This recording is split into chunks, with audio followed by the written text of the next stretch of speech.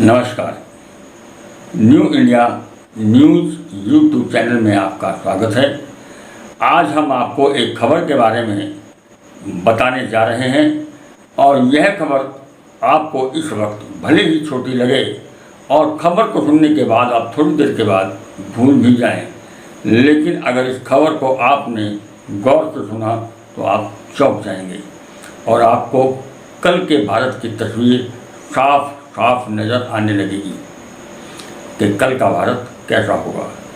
इस खबर के पीछे का सच कितना भयानक है, इस खबर को किसी बड़े मीडिया घराने ने दिखाने की ज़रूरत नहीं समझी और ये खबर केवल तमिलनाडु के एक ज़िले में सिमट कर रह गई जिसमें आने वाले कल के भारत की तस्वीर छुपी है।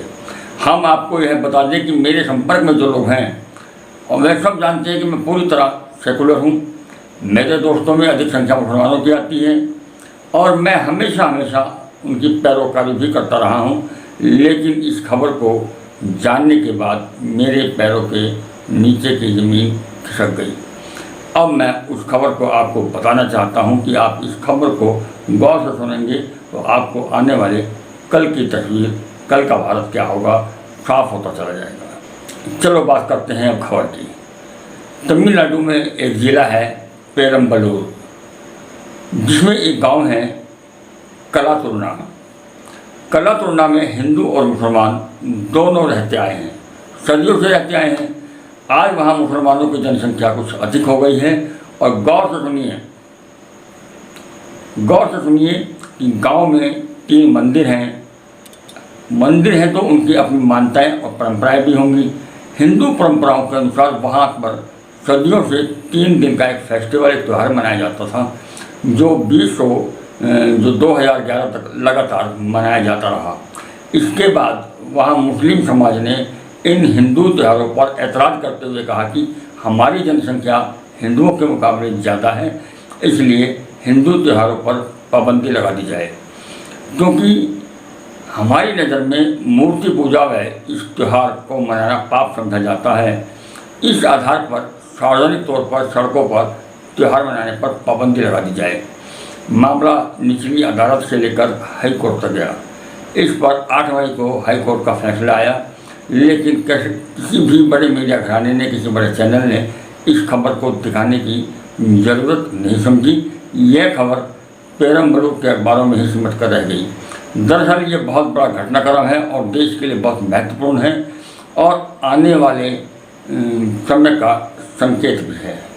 तमिलनाडु में जिला पेरम्बलूर के गांव कलातुर्ना के गांव में आस्था और परंपराओं के चलते एक 3 दिन का फेस्टिवल होता है, त्यौहार होता है जो बहुत पुराना चला रहा है।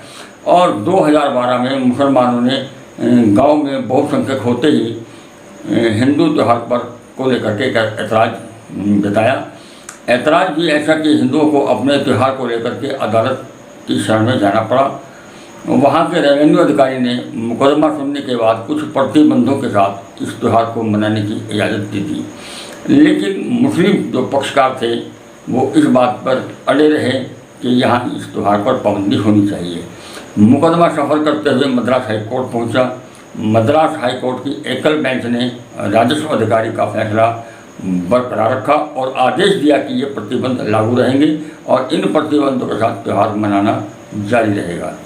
मुसलमानों ने अब हाई कोर्ट के डिवीज़न बेंच के सामने चैलेंज कर दिया, यानी कि हाई कोर्ट में से जजमेंट आने के बाद, एकल बेंच के सामने से जजमेंट आने के बाद भी वो अपनी बात पर अड़े रहे और उन्होंने डिवीज़न बेंच के सामने इस फैसले को चैलेंज कर दिया। बेंच ने मामले को सुनने के बाद कहा कि ये तो बहुत ज़्यादा खतरनाक मामला है। यही बात अगर जहाँ हिंदू बहुसंख्यक हैं कहने लगे तो फिर क्या होगा? देश में दंगे हो जाएंगे, अराजकता फैल जाएगी और किसी भी लोकतांत्रिक देश में या सेकुलर देश में इस बात की इजाज़त कैसे दी जा सकती है कि एक आदमी के धर्म पर पाबंदी लगा दी जाए। पूरे मुकदमे में बहस के बाद हाई कोर्ट ने कहा कि जिला म्यूनिसिपैलिटी एक्ट के अनुसार इलाके की गलियां और सड़कों पर वहां के रहने वालों का अधिकार होता है, वो चाहे किसी भी धर्म के हों, बहुसंख्यक हों, अल्पसंख्यक हों, सबका समान अधिकार होता है। किसी भी धर्म के लोगों का धार्मिक जुलूस या यात्रा को इस आधार पर नहीं रोका जा सकता कि इनके रास्ते में दूसरे धर्म का पूजा स्थल पड़ता है। इस पर मद्रास हाई कोर्ट ने कहा कि पहले दिन और जो दूसरे दिन ये त्यौहार मनाया जाता है इस पर कोई प्रतिबंध नहीं लगेगा, ये जुलूस निकाले जाते रहेंगे। और वहाँ जो तीसरा बिंदु था तो उस पर हिंदू पक्ष से कहा गया था कि तीसरे दिन जो त्यौहार के अंदर हल्दी छिड़की जाती है उसे हम बंद कर देंगे। तो हाई कोर्ट ने ये भी कहा कि जब हिंदुओं ने खुद हल्दी न छिड़कने को बात कह दिया है तो इस पर अलग से कोई आदेश की आवश्यकता नहीं है। हिंदुओं के त्यौहार मनाने पर पुलिस को भी आदेश दिया गया कि पुलिस अपनी देखरेख में यात्रा को संपन्न कराए और यह फैसला पिछले 8 मई को आया था। अब सवाल खड़ा ये हो गया कि बहुसंख्यक होने पर क्या किसी दूसरे धर्म के मनाने पर पाबंदी लगाई जा सकती है? क्या लोकतंत्र में यह सब संभव है? यहाँ इस बात पर भी विचार करना होगा कि जिस तेजी से मुस्लिम आबादी बढ़ रही है, आज ये मामला तमिलनाडु के एक गांव करातुंडा में हुआ, कल पूरे तमिलनाडु में होगा, तो पूरे भारत में होगा, क्योंकि आप किसी की मानसिकता नहीं बदल सकते। अगर ये पूरे देश में हुआ तो उस वक्त जो भारत का मंजर होगा, जो भारत का दृश्य होगा, वो क्या होगा? यानी कि हम सैकड़ों साल फिर पीछे चले जाएंगे उसी वक्त में जब हिंदुओं को जबरन मुसलमान बनाया जा रहा था। अब ये भी है कि आने वाले समय में जिस ढंग से अब मुस्लिम आबादी बढ़ रही है तो उस ढंग से आने वाले समय में भारत की तस्वीर क्या होगी, अब ये इस पर विचार और मंथन होना बहुत ज़रूरी हो गया है। अगर ये बहुसंख्यक हो गए तो क्या ये हिंदुओं को त्यौहार मनाने से रोक देंगे?